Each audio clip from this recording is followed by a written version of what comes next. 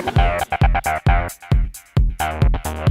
everyone, what's up? My name is Straight Shootin LJA and welcome to the Straight Shootin Reviews. Now, usually I review products. I've reviewed products, but this time it's going to be a different type of product. It's going to be a television show, and that television show is called Dark Side of the Ring. I think it's actually been an absolutely phenomenal series too. I've watched season 1 and that series was actually very, very good, with the Fabulous Moolah story and Bruiser Brody and among other stories in that series as well. And the Montreal Screwjob was pretty good too. But season 2 for me took it to an absolute new level. And of course, want to give a big time shout out to obviously Vice and Vice Media, Evan Husney and Jason Eisener as well. It's one of them was at Dark Side of the Ring on Instagram and at Dark Side of Ring on Twitter. Give that show a follow. It really, really deserves it as well. Also, I think it's at Evan Husney on Twitter and also Instagram, and at Jason Eisener. It's actually spelled Eisener, Eisener.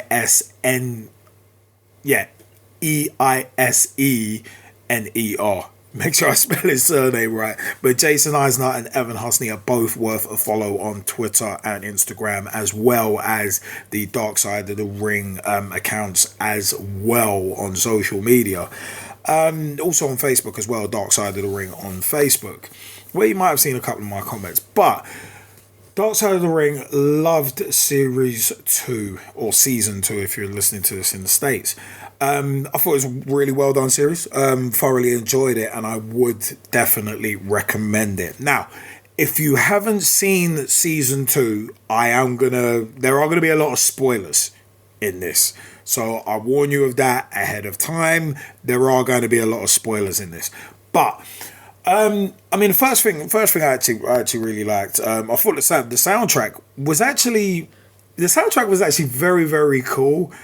And they are actually apparently going to release it as a double vinyl as well, which is very interesting. But the fact that the soundtrack was not at any point overpowering in terms of what you were hearing from the interviewees and also the reconstructions, it didn't take away, it actually added to. And I found sometimes in season 1 the audio balance was off. It was a touch off. In regards to the music being a little too loud and it kind of starting to overpower what people were saying. But I think in season 2, the balance was spot on. It really was.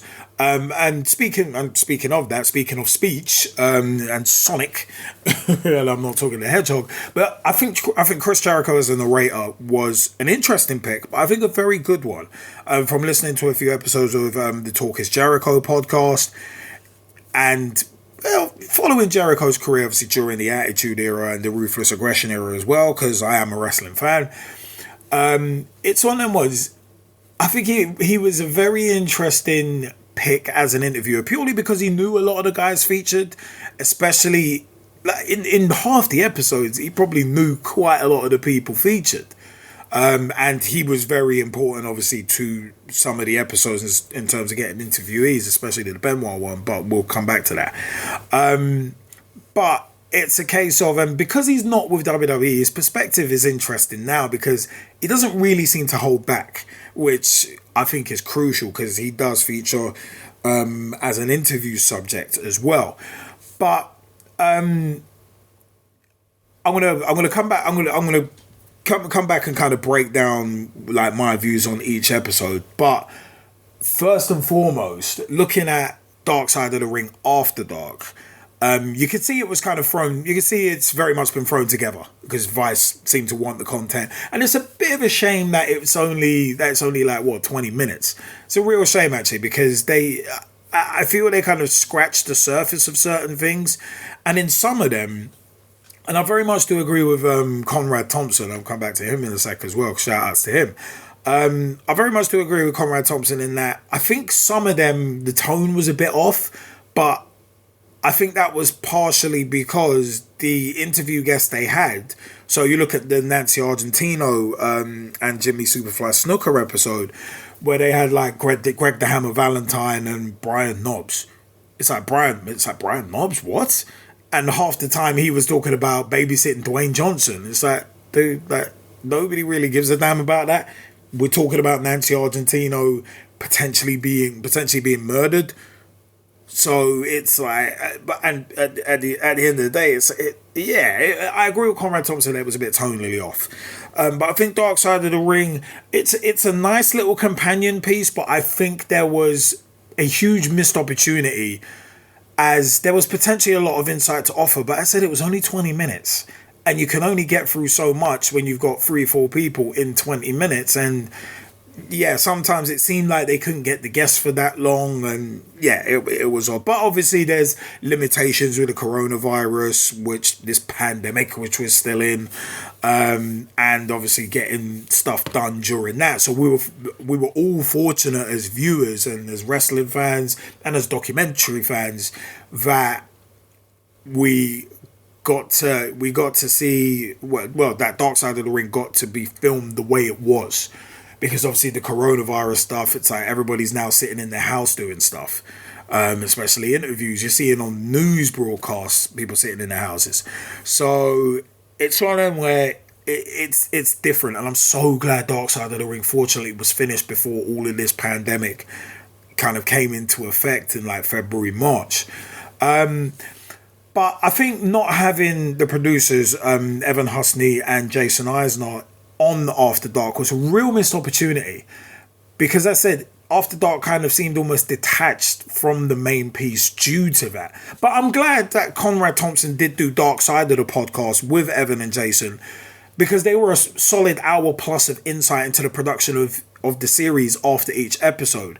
And the way Evan and Jason break down their processes in terms of how they got their interview subjects, what they had to go through to get some of them as well, how they tried to get Rick Martel but were unsuccessful, and also Martha Hart, which I'll come back to later on as well. I mean, getting Martha Hart on an interview and basically on Dark Side of the Podcast saying that they wouldn't have done it without her, and the 10 questions that Martha sent to them. And she also did a really interesting episode of Talk is Jericho, which I'll come back to later on as well.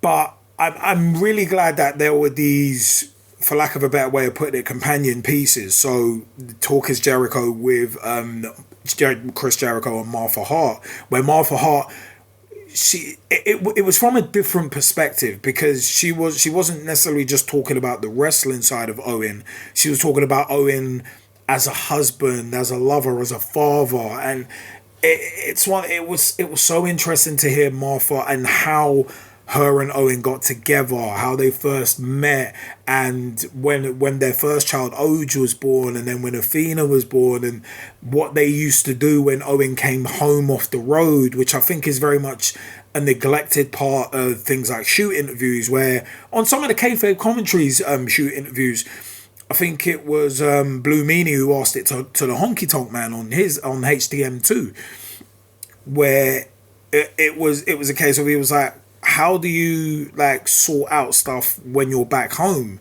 when you're off the road, with the schedule of being off, like of being on the road like 250 plus days a year? How do you come back and transition back into home life and that kind of thing? And I've heard Kevin Nash mention it briefly on Kayfabe Country's releases too.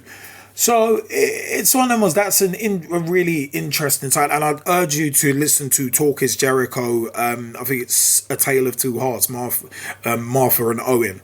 I think is the full title of it. But Talk is Jericho with Martha Hart is very, very interesting, and it's just before the Dark Side of the Ring aired as well. So I'd strongly encourage you to listen to that particular episode of Talk is Jericho, but also as well, he I think does one around Chris Benoit too, so definitely check out Talk is Jericho. But also Dark Side of the Podcast as well. It's on the Grilling JR thread, so at JR Grilling on Twitter. Keep a lookout for that.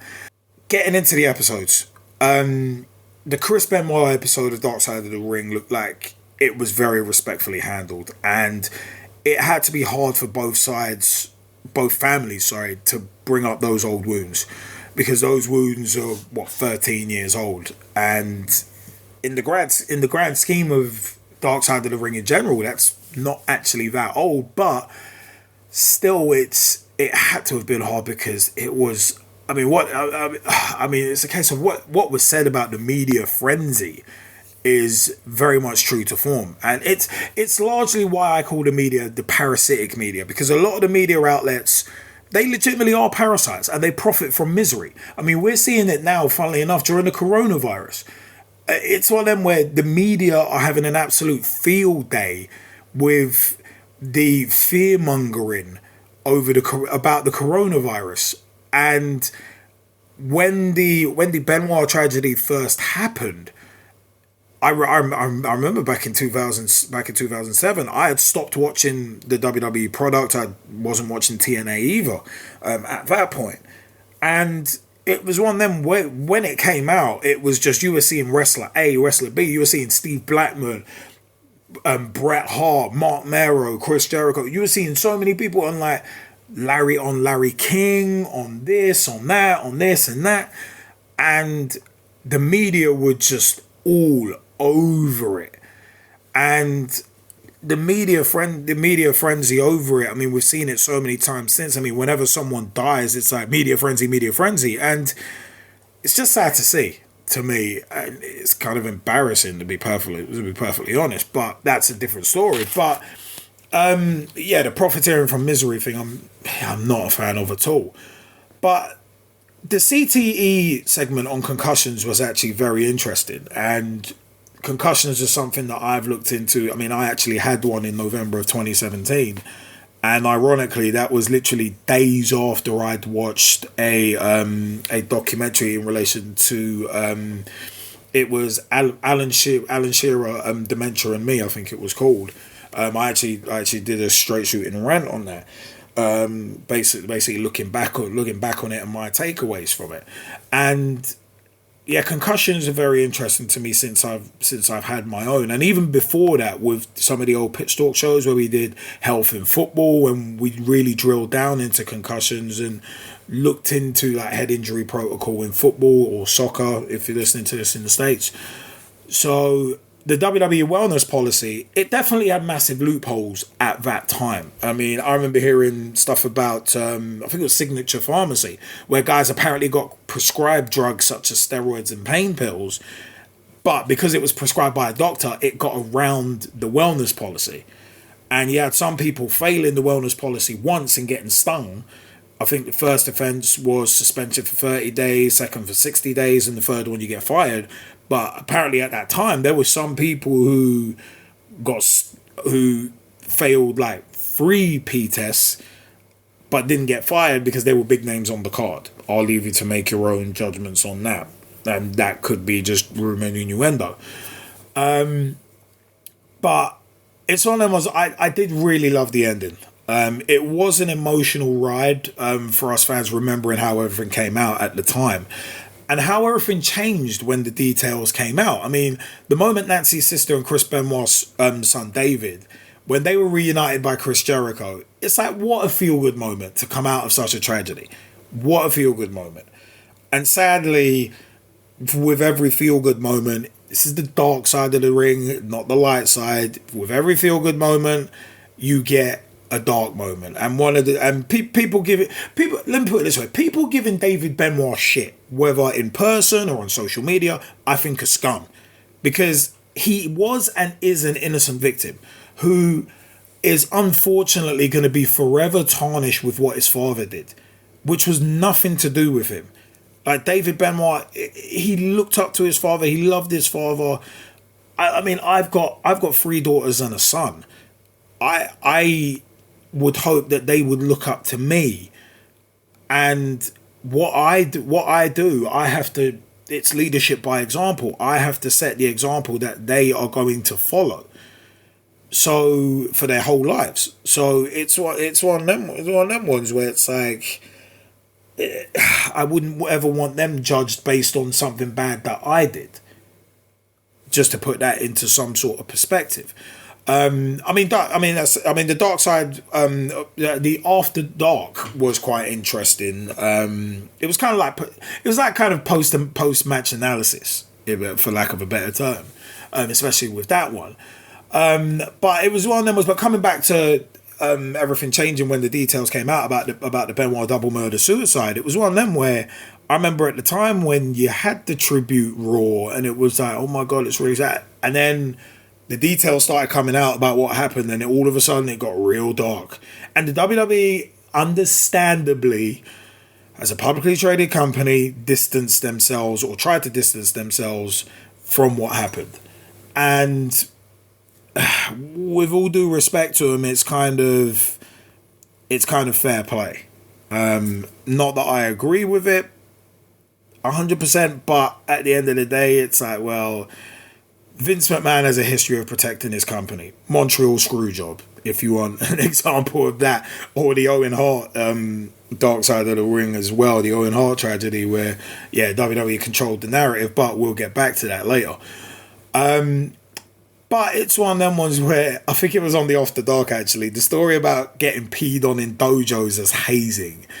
It actually gave me a real chuckle because it made me think, wait, I'm thinking, is R. Kelly running like Japanese dojos? Is he running the wrestling dojos out there? Why are you peeing on people? How you going to be peeing on people? So there was a bit of a chuckle in there for me on that one. But as I said, I love the way that episode was handled, and you can really tell that Evan and Jason as producers really have a respect, not just for the wrestling business, but for the families that they're interviewing during this process. So, I'll probably talk about a bit more about that later. The Brawl for All episode of Dark Side of the Ring, I think, is hilarious. Russo getting his wish in the final with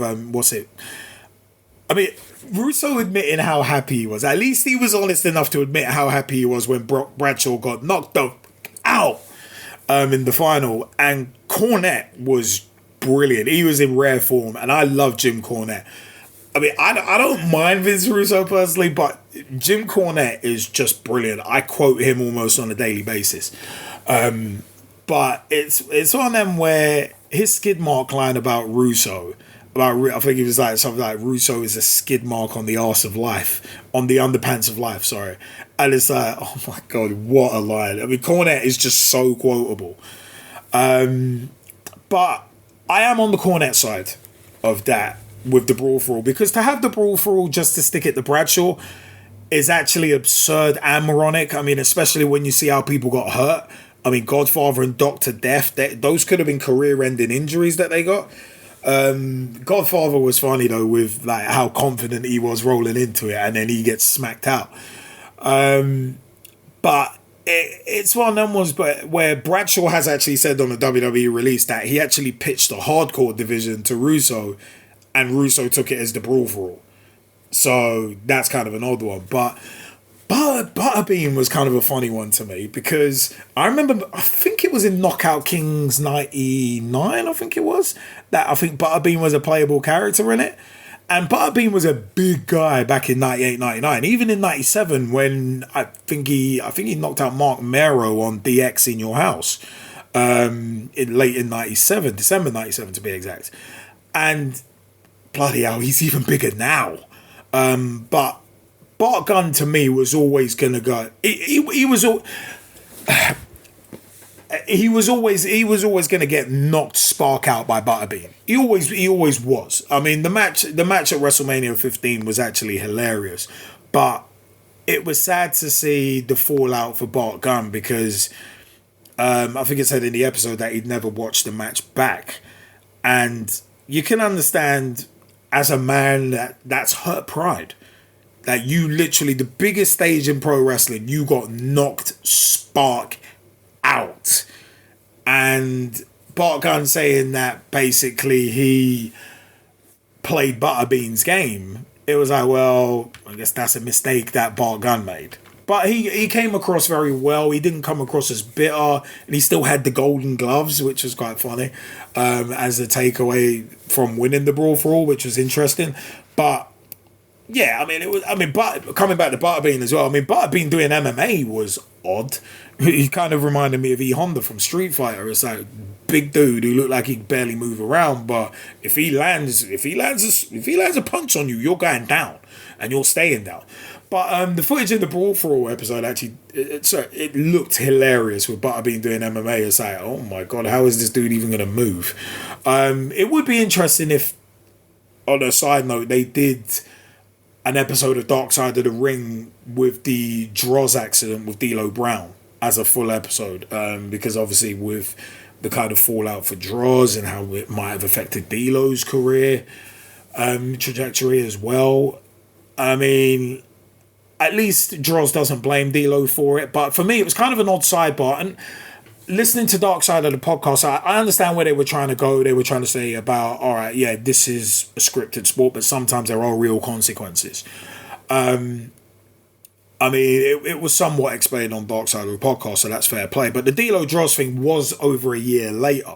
So for me, it didn't really have any connection with the Brawl for All. And I said that could be an episode on its own, in terms of like how D'Lo and Droz kind of dealt with the accident that happened. I think it was on a SmackDown taping in late '99. But yeah, I mean, I saw on the Brawl for All comments on the Dark Side of the Ring Facebook page, people talking about a Cornette versus Russo episode, which would be funny.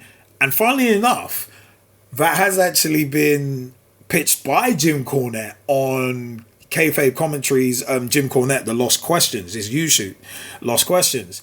And he's like, yeah, man, get it together. Hey, come on, Sean, get it together. But it's one of them ones, and I said on the page that there's enough shoot interviews on the subject of Cornette v. Russo. I mean, if you just watch Kayfabe Commentary stuff from their perspectives in the U-Shoot episodes, and like both of them did Breaking Kayfabe episodes as well. So they talk about each other enough on those two. So it's one of them as maybe that's worth a full episode in terms of Dark Side of the Ring, just because there was, a restraining order against Cornette? Maybe. I'm just saying. Speaking of kind of Kayfabe commentary, shoot interviews and that kind of stuff, brings me on to the New Jack episode kind of nicely. If you've watched the New Jack episode, and if you've watched New Jack shoot interviews with Kayfabe commentaries over the years, RF shoot as well, his Breaking Kayfabe and his U-Shoot episodes are tremendous. New Jack is another one who I am so entertained by. If you've seen 101 Reasons Not to Be a Pro Wrestler from 2005, that DVD as well, with New Jack and the baby story, was people claiming that they've had his baby, and I drive my girlfriend crazy with that because I quote that every chance I get. Baby with a spiked pigeon, baby had a hairdo like, look like a pigeon with a spiked hairdo? It's like, I told her they ain't my baby. I love that. But it's one of them was where, because I've watched all of those, this episode of Dark Side of the Ring didn't really add much to what I already knew, but it adds some visuals to it. And I love the reconstructions that Dark Side of the Ring do. This is one of the things that makes Dark Side stand out head and shoulders above shoot interviews and other documentaries about pro wrestling. And I mean, I love Wrestling with Shadows, Beyond the Mat, among others as well. I recently watched RVD's Headstrong one as well, which I might do a review on if people want it. But the midget or little person in the New Jack episode, I did actually burst out laughing, and I didn't know Eric Kulash, because I'd heard the story but I'd not seen the footage. I didn't know that Mass Transit, Eric Kulash, was just a fat bus driver gimmick. I mean, that is so indie wrestling, so independent wrestling. Not that that's a bad thing, but it's a case of, I said, it was interesting seeing the footage of Kulash and these two midgets. And the funny thing for me about the black midget on the New Jack episode, who talks about working with WWE, the episode that of Raw's War that he was on, and Dark Side of the Ring actually got some of the footage of that when he was, I think it was 13th of March 2000, as one half of the Twin Towers. Earlier that same night that I watched the Dark Side of the Ring, because I don't watch them live, I watch them after. Jim Ross was on Grilling JR, did a watch along of that Raw episode, and that was actually the next episode on my podcast list. So it was one of them where it's like I watched the Dark Side of the Ring by pure chance just after I'd watched that Raw that little guy was on, and I was like, that little guy looks familiar. He looked like a miniature Lawrence Taylor, literally. But yes, I mean, one thing I wasn't surprised about though is that Paul Heyman wasn't featured in the New Jack shooting review. Obviously, I think he's still in the WWE universe, but also, could you imagine WWE letting Heyman talk on that, especially after mentioning that Heyman had to use the dreaded N-word during a trial? But I'm kind of surprised though, in terms of New Jack's story, that Todd Gordon wasn't mentioned, because Todd Gordon largely looked upon as the father of ECW. Heyman gets a lot of the credit, but it's all them was Todd Gordon has his own story as well. So I wonder if Jason and Evan tried to find Todd Gordon for any of that. The Dino Bravo and the Jimmy Snuka stories I'm going to kind of mention together, just purely because they are kind of, for lack of a better term, murder mysteries. The Dino Bravo and Jimmy Snuka episodes, I think, are really good as historical pieces. For someone like me who didn't know about the stories in detail, but I'd heard bits and pieces about them, I feel that both episodes really do end up asking more questions than they answer. But for me, it's not for a documentary to answer questions. Its job is to make you think about what you may not have thought of before. And Dark Side of the Ring, with the assassination of Dino Bravo and the Nancy Argentino and Jimmy Superfly Snuka episodes, I think they really do make you think of certain things from a different angle. And I think that's a common thread throughout Dark Side of the Ring, that it's like, didn't think of it in that way before. Because my partner watched about half of the Jimmy Snuka one with me, and both of us were still really unsure about whether Snuka was guilty or not. Because due to some of the contradictory evidence and the changing stories, the policeman seemingly looked like he had something to hide, and it seemed like he didn't want to bury the wrong people. But I think that case might, if I'm wrong, please correct me in the comments section below. But I think it's one of them ones where it's still I think it's the Snuka case is still an open case. So with an open case, and it's the same with both Bravo and the Argentino cases, and those deaths, they are still open cases. So there's only really so much you can say, without, well, not necessarily implicating anyone, but I would have thought statute of limitations had kind of expired on them. But without being a lawyer, I don't fully know about that, especially not in the States. But I guess on a cold case, statute of limitations never expires. But it is one of them ones where, I think the policeman featured in it, in the Snuka one, it's like, he did not come across very well at all.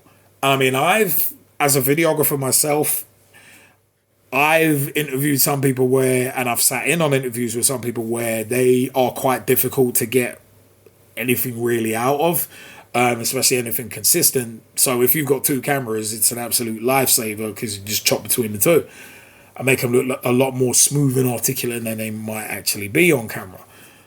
But he did not cover himself in glory. But leaving that aside, it is a shame for both Bravo and Argentino's families that they both never got closure. I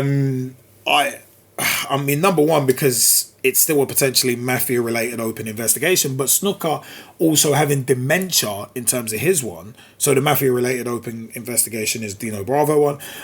But Jimmy Superfly Snuka having dementia, you gotta feel for the families, because at the end of the day, I mean, especially with the snooker one, it's like the Argentino family will never truly know what really happened and potentially never get justice, because snooker can't be tried, because obviously he wasn't in the right mental state to be cross-examined, and it was proven so by the fact that I think it was 10 days after the trial was thrown out that he died. So yeah, I mean, but it's one of them ones where, I mean, as a father myself, the Dino Bravo one really touched me. As my two oldest daughters are the same age as Dino's daughter when she lost her father. So it's one of them where it was like, oh my God, I could not imagine, like, my daughters losing me. My three daughters and my youngest son and my little son. Like, I could not imagine them losing me.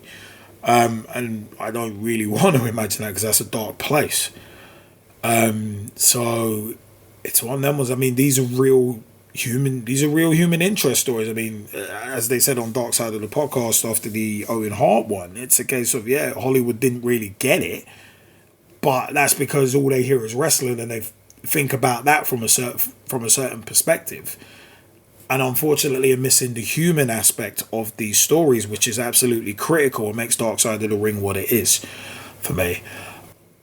But on a little more of a light-hearted note, the David Schultz episode, it was an interesting look into how the business used to be presented. Speaking of kind of Hollywood not understanding it, I grew up during the Attitude Era, and I really got into wrestling then, but I saw the stuff from the New Generation and the Golden Era back in the 80s, the New Generation in the 90s as well, of the WWF, but kayfabe at that point, at both of those points, had already been broken for a few years by the time I got into it, because obviously with the curtain call and all of that, and Vince opening it up to try and avoid taxes.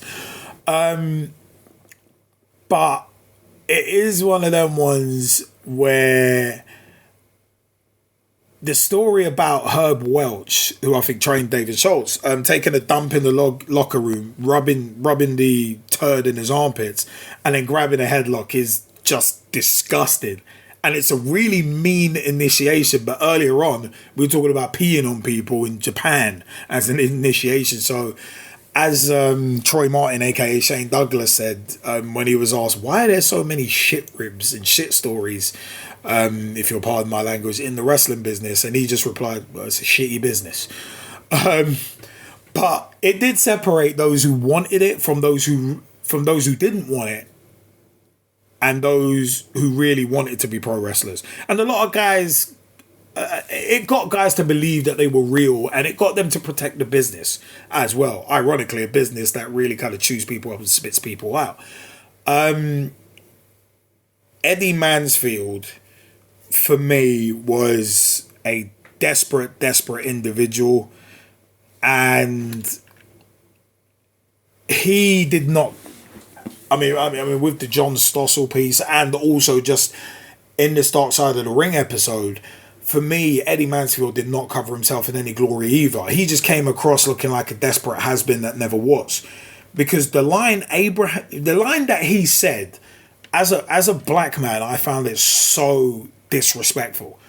I mean, the line that I'm talking about is, Abraham Lincoln freed the slaves, but he forgot to free the pro wrestlers.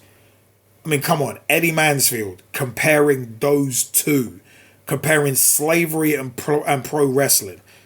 No, bro, it shows what kind of desperate person he is and was.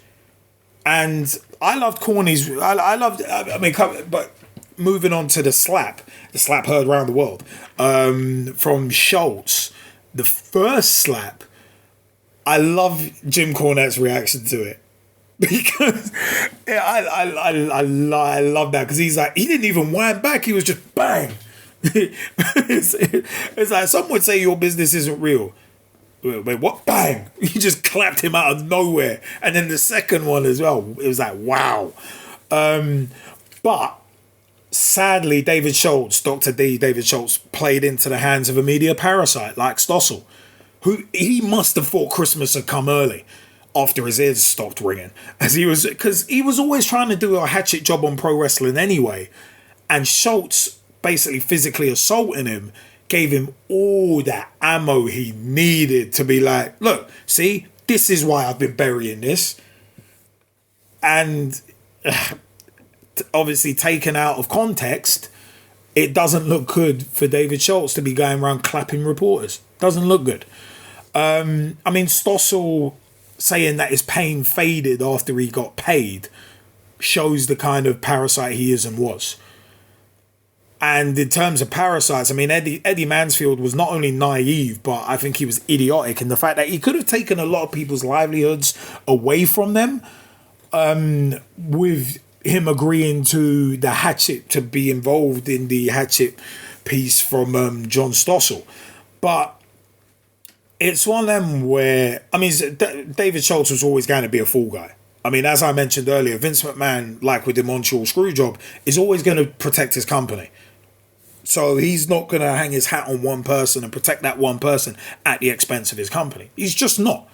And anyone expecting him to is naive. It's just like football here in the Premier League. You think they care about player safety? No. They care about the billions of pounds they're making every year off just the TV deals. So so it's one of them ones. I mean, Hogan getting away with literally choking out a reporter on a show. It shows that if you're a big enough star, you can get away with almost everything. Because if you're Vince McMahon's golden goose, he's not going to shoot you. But even Hulk Hogan found out with the whole N-word controversy with him that Vince McMahon and the WWE will cut you off no matter how big you are. So Hogan eventually, 20 plus years later, ended up getting cut off. But obviously they reinstated him into the Hall of Fame, I think, and all that. But it was one of them. They were quick. They were very quick to cut him. When that N-word controversy came out with Hogan, it was like, nope, we ain't using his services no more. But David Schultz, fortunately, he fell into bounty hunting and he had a life after wrestling. So he did seem like a natural for bounty hunting and bail enforcement. He really did.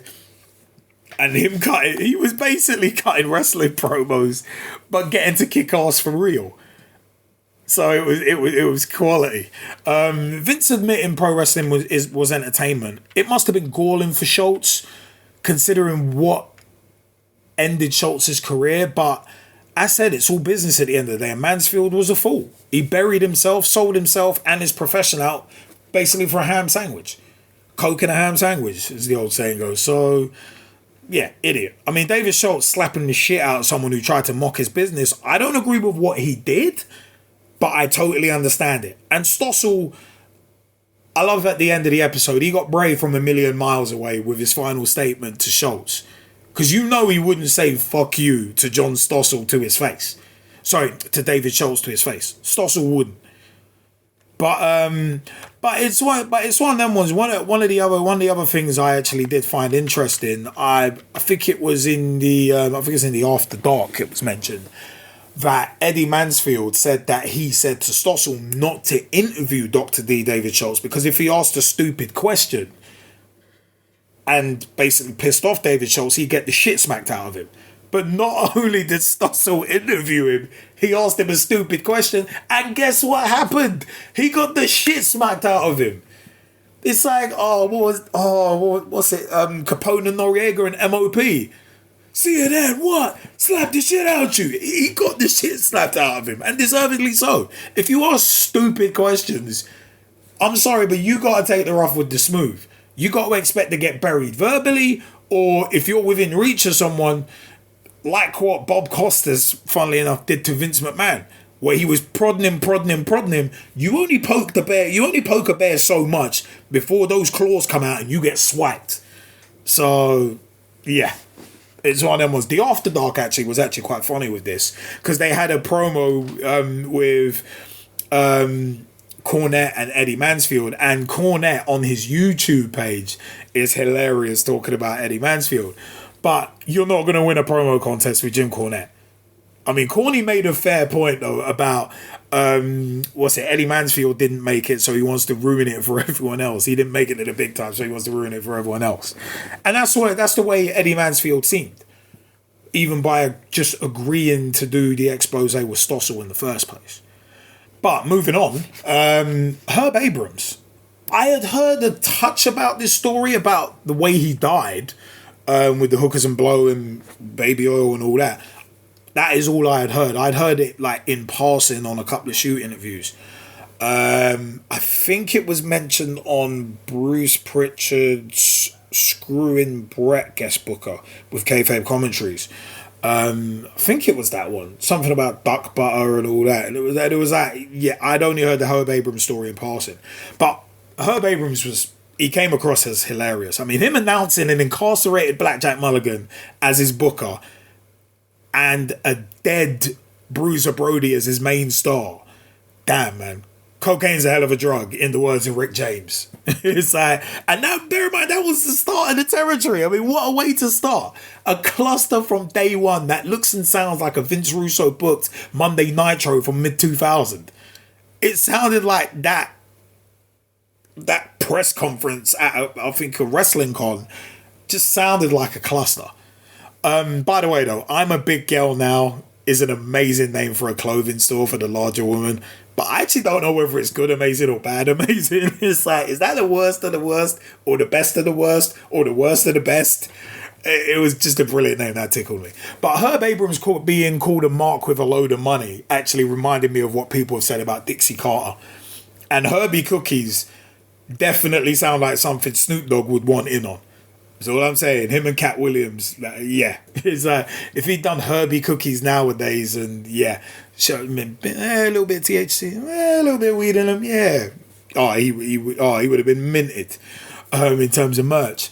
But Herb Abrams wanting to put Vince McMahon out of business, speaking of things sounding like things, and doing anything to get the attention of the WWF, it sounded like a precursor to what Eric Bischoff did with WCW in the mid to late 90s, and also what TNA tried to do in the mid 2000s as well. There's so many little things that's like, that might be where they got it from. But the UWF and bouncing checks, again, another simile. It reminded me of ECW in its final, stages, in its final year or two. But it's sad to see that Abrams wasn't like Heyman. I mean, Abrams seemed to let his vices and Playboy lifestyle take control, as opposed to Heyman, who was trying to punch above his weight and just overstretched. So, I mean, the guy's threatening to throw Abrams out of a fifth floor window over bounced and unpaid checks was hilarious. And I thought that got left in the 70s, but apparently Abrams wasn't as good a talker as Heyman. Even though, ironically, they were both Jewish. Las Vegas as well, actually, it seems to be a city that loves to give wrestling a chance. I mean, you look at WrestleMania 9, the UWF Blackjack Brawl, WCW's Halloween Havoc, even as late as 2000 was at the MGM Grand. So, it's one of them, and apparently AEW in more recent times as well, All Elite Wrestling, have been, I think it was their Double or Nothing pay-per-view, their first one ever, that was in Las Vegas as well. So, Las Vegas seems to have a love affair with pro wrestling. But the rumours around Herb Abrams' death, they sound absurd, a lot of them. I mean, getting sodomized by an officer's baton, running around greased up with baby oil and cocaine all over his body, chasing hookers. It's like, if that's true, what a way to go. Wow, it's just like, if you want to be remembered forever, that's the way you go. Baby oiled up, cocaine all over your body, chasing hookers, apparently with a baseball bat. That's a way to go. But whatever the truth is, it has to be as insane as the rumors. Because, I mean, you look at Abrams apparently still being alive. That's like Tupac being alive. Like the tinfoil hat brigade, that's tinfoil hat brigade level conspiracy theory stuff. But oh my god, it's insane. I mean, but small in stature, but a massive personality with a spectacular legacy left behind. It must be said. We deal, we cope, we go on. The message on Herb Abrams' gravestone is a message to live by, especially during the coronavirus /COVID-19 pandemic. We deal, we cope, we go on. That is going to be a mantra to live by. Moving on to the last ride of the Road Warriors. I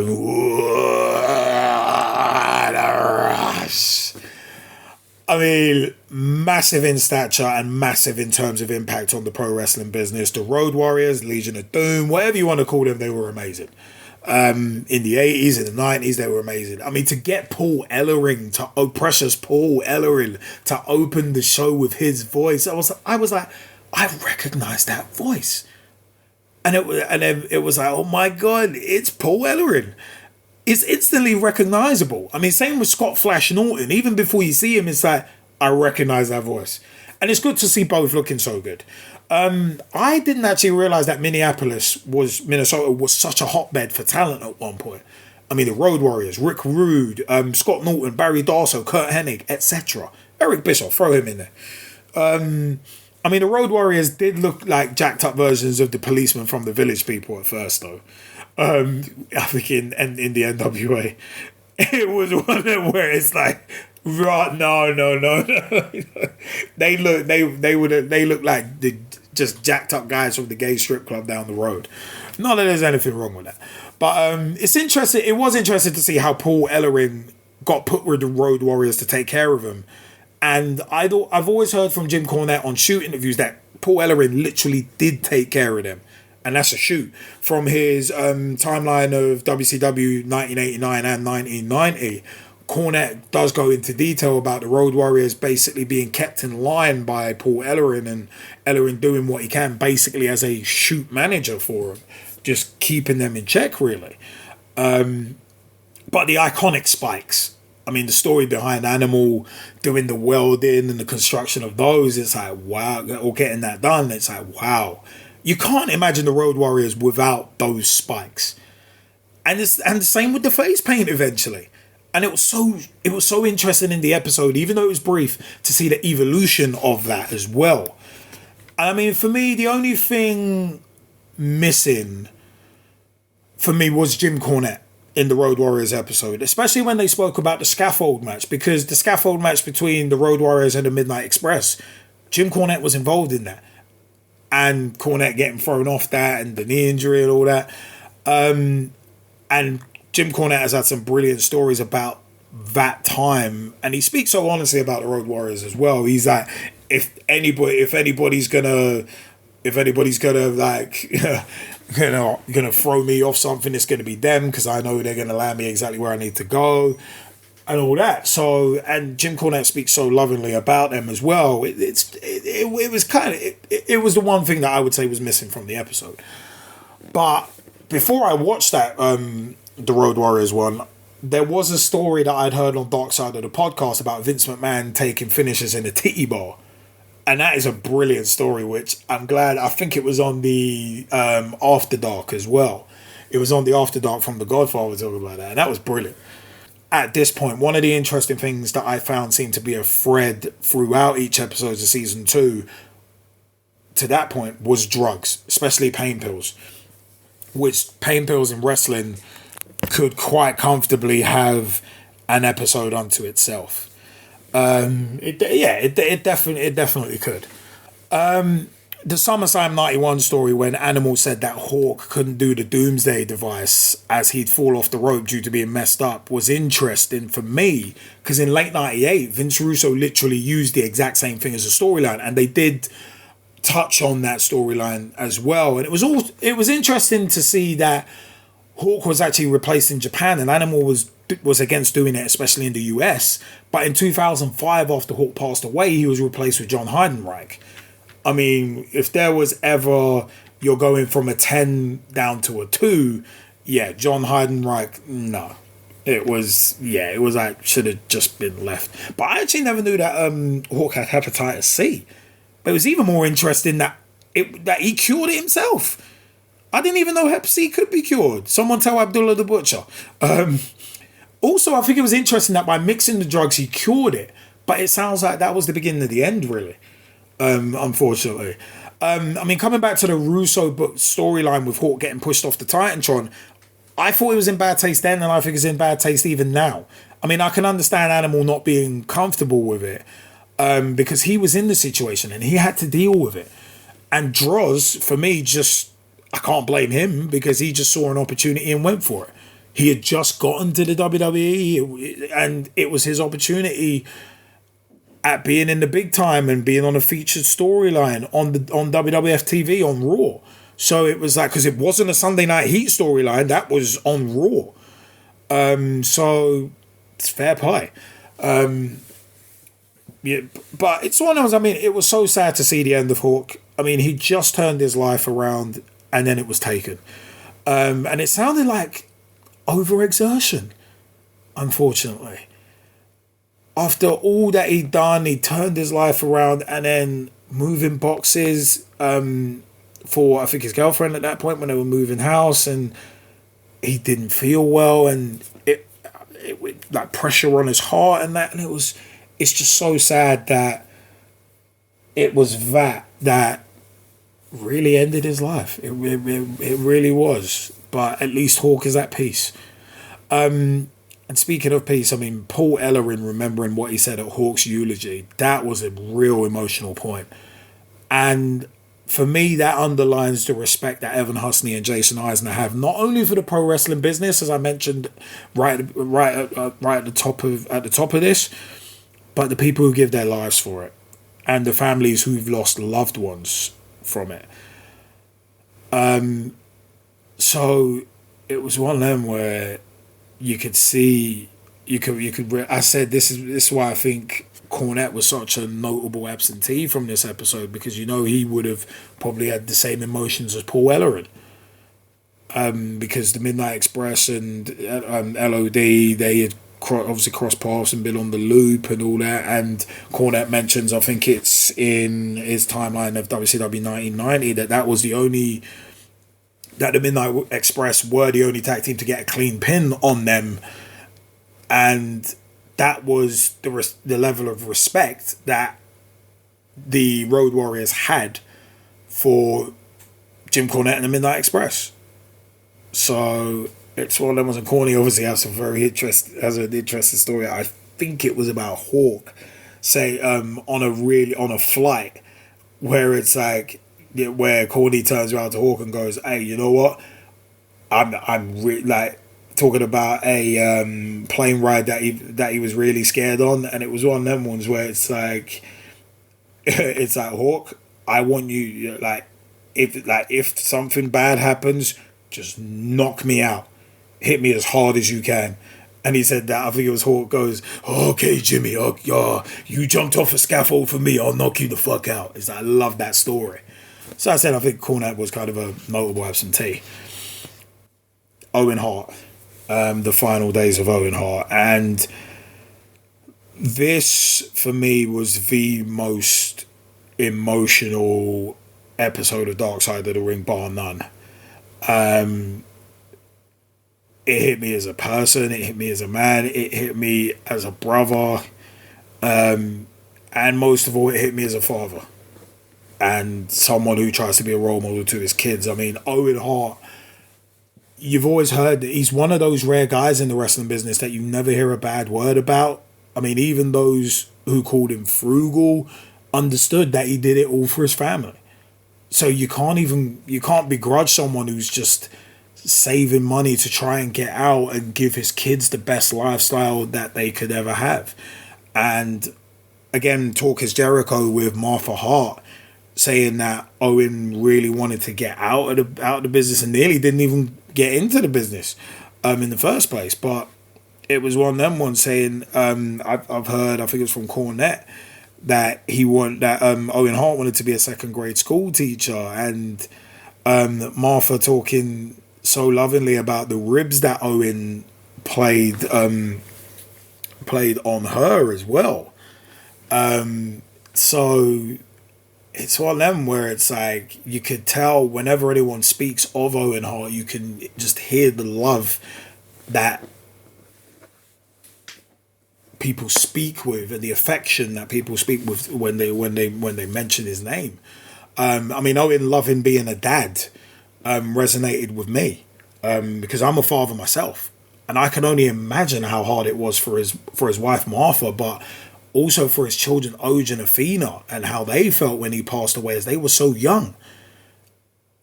So I mean, I'm gonna come back to that one. I'm gonna come back to that point in a bit as well. I mean, you could really see in Owen's eyes with the home video clips that Owen wanted to save up as much money as he could for his family, for his wife and kids. And Martha saying that the Blue Blazer character was to spoof Sting. It was like, it was interesting because I'd never thought of the Blue Blazer character that way before, but I guess that's fair because Gilbert was happening at the same time in November, December of 98. You had Gilbert, so it's fair play. And it's one of them ones where, as Jim Cornette has said before, you got one of the best wrestlers ever, and you're putting him as a comedy gimmick under the mask. You know, look at WWE Creative and think, yeah, you couldn't think up anything better for Owen. And it's like, oof. I mean, they dropped the ball after Montreal anyway, but that's creative. But it is sad that the WWE basically apparently had written the drop from the sky in at the last minute, and with a stunt like that, that's odd. I mean, I would want to have weeks and potentially months of preparation for a stunt like that, because as Owen's tragic death proves, anything can go wrong at any time. But speaking of that, the recall of the incident from former referee Jimmy Corderas, I mean, that was goosebump inducing. The way he basically felt Owen brush past him as he fell, and hearing either get out of the way or mind out or watch out, or hearing that and Corderas moving, I mean, that's got to be tough. That's got to be tough to live with.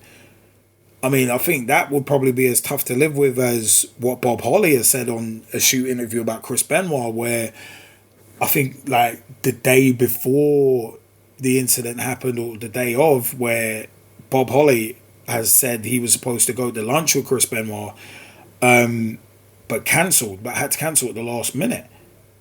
And apparently Bob Holly has said that has been carrying that guilt around for a long time. I think it was on Lance Storm's shoot interview from 2009 where he mentions that, and it's like, wow.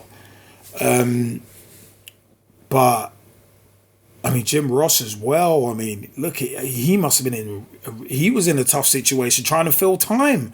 Whilst Owen Hart, a person he's known for like well over a decade at that point, it's like he's having to fill time whilst the guy's dying in the ring. And God, that's tough. I mean, the emotion from D'Lo Brown and Charles Wright, the Godfather, recalling when they saw Owen pass by on the gurney. Because remember, Godfather was supposed to be his opponent. And in that match, I mean, that was heart-wrenching. I mean, Cornette saying that Owen's last words were basically get out of the way in regards to Jimmy Corderas. I mean, that's whilst he was plummeting to his death. I mean, that's eerie. I mean, even his last words were considerate to others, which shows the how amazing Owen was. That even when he's plunging to his death, and he's still thinking that, no, I'm not going to take someone else with me. It's like, I'm going to try and make this not as much of a tragedy as it is, it could be and is. But it's one of them ones where even watching the pay-per-view back in later years, because WWE released it on the network eventually, but there was only ever in the UK a Sky Sports copy of it. And even if you look closely in Dark Side of the Ring, the footage that they've got of Jim Ross speaking is from the Sky Sports version of it. And for a long time, that was the only version that was around. And watching that pay-per-view, like even today in 2020, is really odd. It really is. And I mean, the Jeff Jarrett and Deborah interview where they were supposed to be in character with Kevin Kelly. I mean, you could see that they were worried. It's like bugger kayfabe. It's like, Owen, we're praying for you.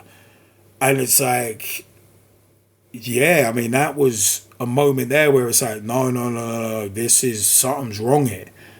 But Martha's memory of the moment she heard that Owen had died, that was heartbreaking. As a parent, as I said earlier, it's like when you hear the accounts of his last moments being rolled by on the gurney, I mean, that was a heartstring puller. But when Martha talked about having to tell the kids that their dad was gone, I mean, I talked with my partner about this, and imagine.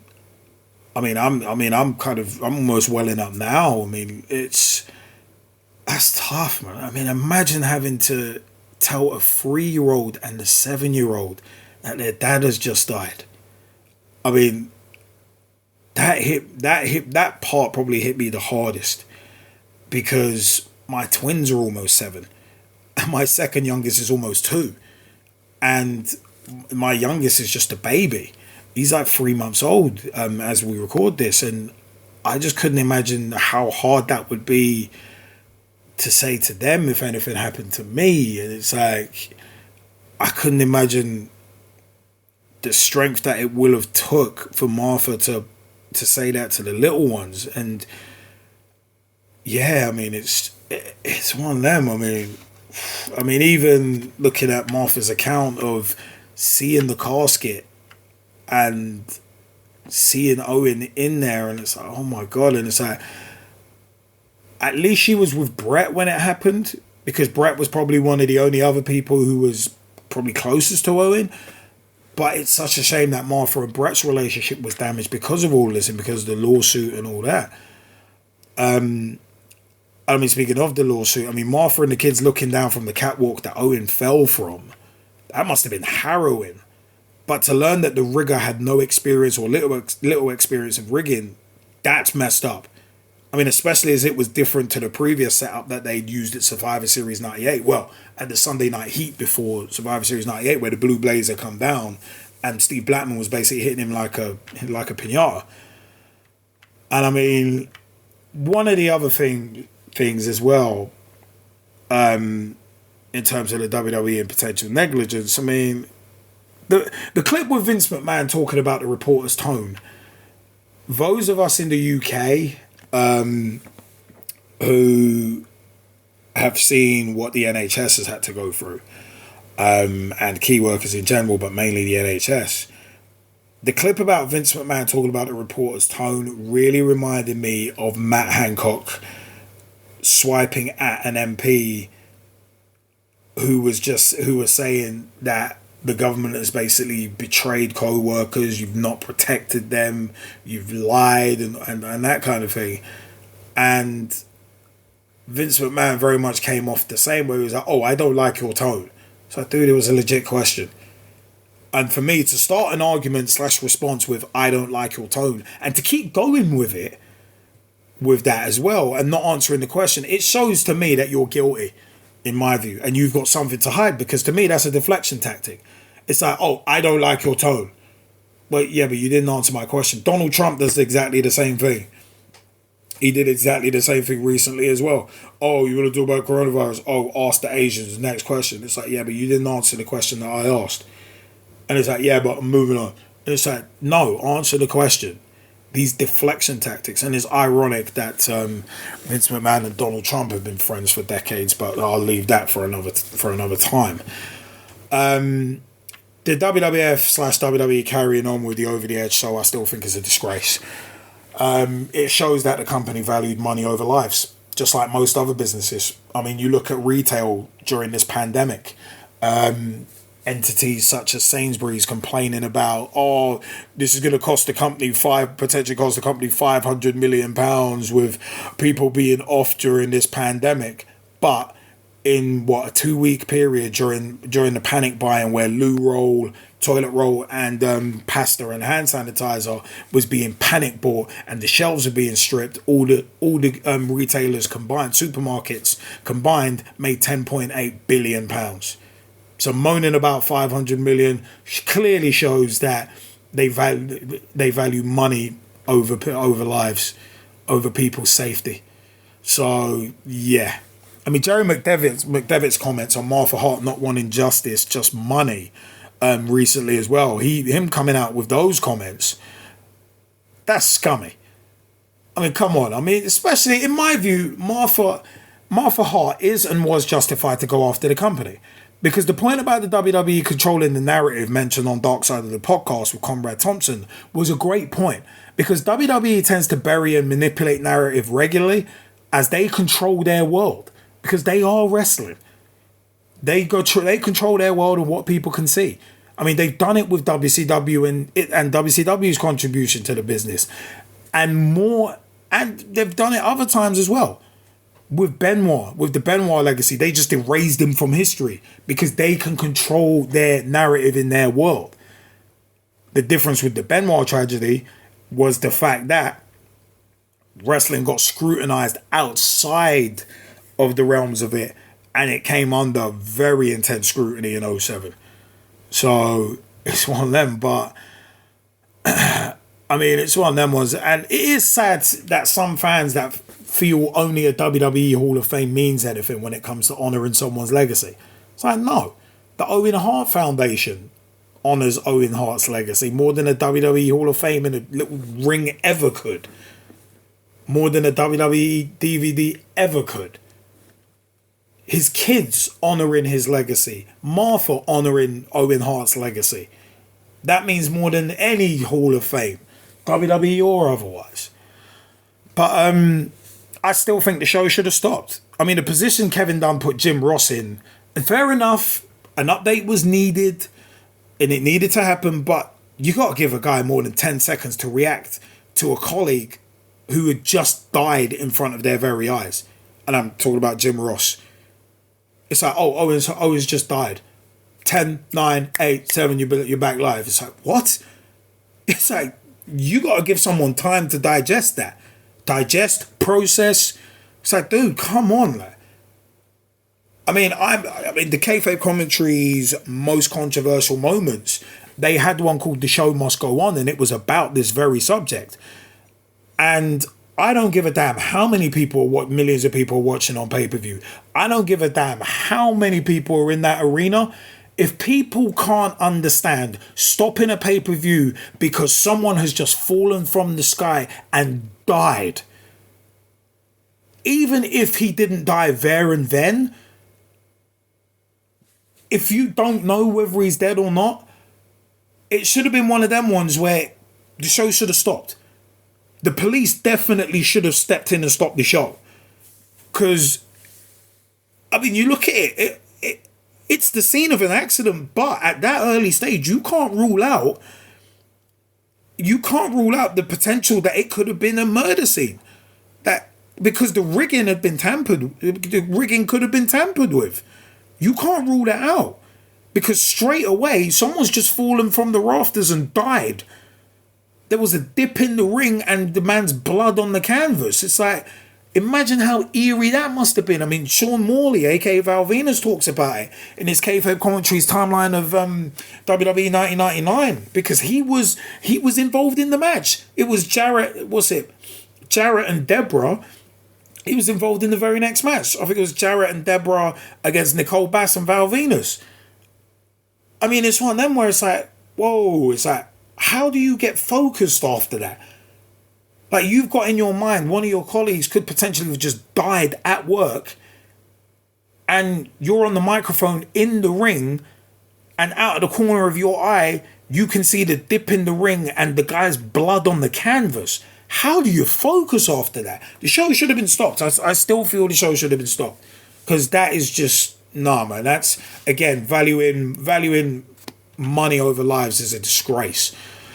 But, I mean, WWF could have given refunds to everybody who bought the pay-per-view and everyone in attendance, but fair dues, the decision was made in a split second, and Vince McMahon is all business during pay-per-views and is thinking about the money. And remember, this was before the company went public. It was literally about 2-3 months because it was, I think, August or September of 99 that the company went public. But it's one of them ones where, and I think that's one of them ones where that kind of ties in as well. Because if there were stockholders and shareholders, they probably would have been on the phone straight away. Stop this pay-per-view now. I'm just guessing. But it's one of them ones where I think this ties into also the rigging company and the people who did the drop on Sunday Night Heat before Survivor Series 98. Because they weren't used apparently because they were too expensive for the stunt. And if that's true, that should have been all the ammo needed by Martha Hart for a slam dunk case. And that may have even been the reason WWE decided to settle for 18 million, or I think it was 17, 18 million with Martha, because they knew that if it went to a full trial, they'd be fucked. And deservedly so. But from listening to Martha's account on Talk is Jericho, it seemed like she just wanted it over with, and obviously the WWE have deep pockets and they have deep influence. As we're seeing during this coronavirus pandemic, where WWE was considered essential business in Florida, there's some political favors going on there. Because who's president right now? Donald Trump. Him and Vince McMahon have been friends for 20 years. WWF King of the Ring 2000. On that pay-per-view, they show footage from a Madison Square Garden house show. Who just so happens to pop up and gets interviewed by Jerry the King Lawler? Donald Trump. Donald Trump's been on a WrestleMania before. And it's like, so the WWE not only has deep pockets, but they have far-reaching influence. And I said, they control that business. So, I mean, one of the other sad things was also that some of the Hart family were basically sabotaging the case, because it seemed like with Cornette talking about self-preservation, it seemed like they were afraid of burning the bridge with the WWF WWE. It's like, because obviously that company had employed a lot of members of the Hart family, and they were clearly going to do that going ahead in the future as well. But it's so sad that some of the family members, Martha said that some of the family members were faxing documents to WWE and basically helping with the defense. And it's like, you can understand Martha's heartbreak, where it's like, all right, you may not want to be part of this case, but don't work against me. It's like, come on, like, we're trying to get justice for Owen here. So, yeah, it's weird. But I think it's totally fair that Martha Hart, and I think Oj feels the same way as well, that Owen's family don't want him celebrated by the company that was responsible for his death, whether directly or indirectly. I mean, you can still see that his family are using Owen's memory to fuel themselves, which has to be difficult.